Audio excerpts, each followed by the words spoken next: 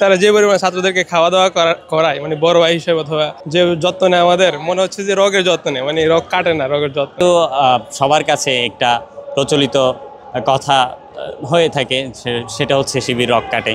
সেজন্য আজকের অনুষ্ঠান থেকে আমরা যেটা দেখতে পেলাম সেই অনুভূতি এবং সেই পরিস্থিতি দেখে তাদের আয়োজন দেখে যারা বলে থাকে শিবির রক কাটে তাদের প্রতি একটা প্রশ্ন, আজকের অনুষ্ঠানে কি রক কাটা গেল কিনা?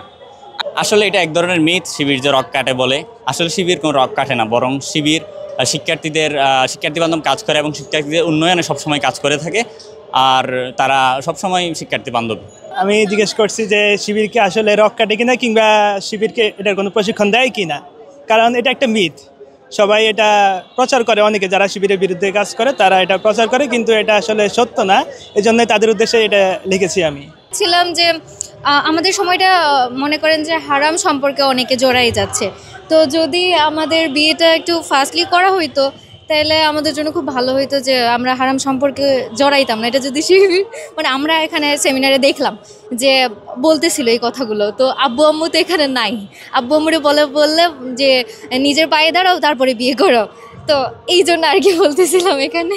না, সবাই মানবিক দিক থেকে খুবই ভালো, এইরকম লাইফ পার্টনার পাওয়া খুব ভাগ্যের ব্যাপার, কিন্তু এমন না যে কাউকে স্পেশালি বা পছন্দ করি বা বিয়ে করতে চাচ্ছি, এমন না। বাট এমনিতে এই পার্সোনালিটির মানুষগুলো খুব ভালো হয়, এই